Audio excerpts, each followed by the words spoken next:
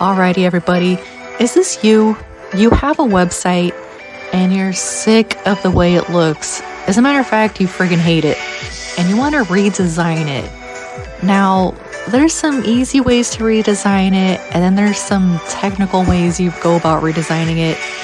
We're going to talk about ways to avoid redesigning your website that can hurt your SEO. So stay tuned. You're not going to want to miss this one. Let's go.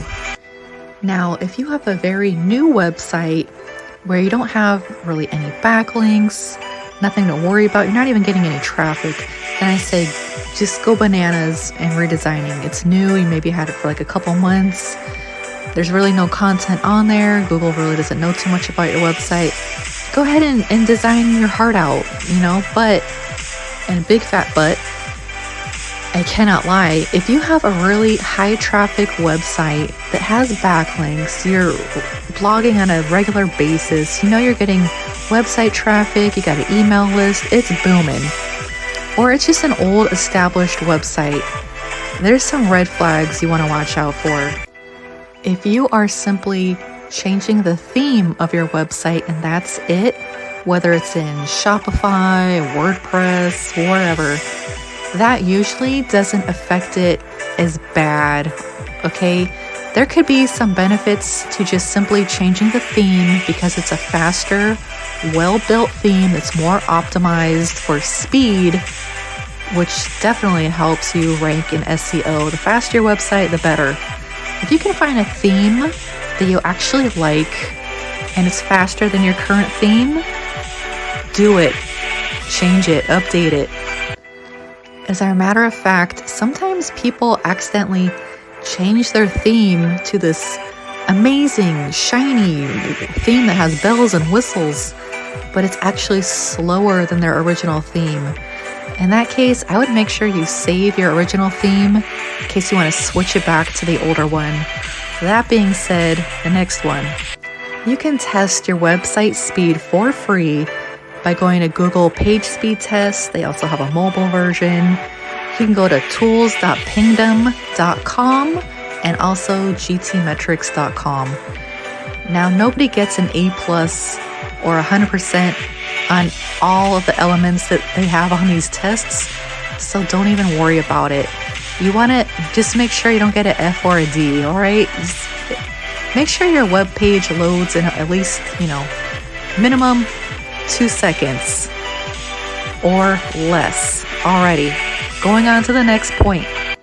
Now, a lot of your web pages are ranking because they have very specific content on those pages, like lots of text, sometimes lots and lots of text and images. A lot of times people look at their site and they go, oh, you know what? Yeah, I don't want all this text here. It looks too much, too messy. But guess what? That's why you're actually probably ranking on the first page or high up there in Google. I always say, hey, add more text. It helps. A lot of times when people start removing a lot of text, H tags, or changing those H tags, that can throw off your whole entire rankings in Google. They could just say, you know what, I guess this page is not optimized what it should be, so let's throw this somewhere on the 4th or 9th or 100th page of Google. Let's forget about it. Another issue that I see a lot with new website owners is they start changing the names of their blog posts by changing the URL structure. A lot of people, they'll be like, oh, I'll just do some SEO, I'll change the meta titles, the meta description. But the problem is they're changing them on blog posts that are already indexed and ranking and getting traffic in Google. I would rather you keep that file structure the same because you probably have a lot of backlinks going to them and you don't want to get a bunch of 404 errors. I'd rather have you new website owners keep those file structures instead of changing the URLs. It could save you a lot of time and hassle figuring out doing a bunch of 301 redirects. And those 301 redirects can get kind of messy if you don't know what you're doing. It can also potentially slow down the visit to the link.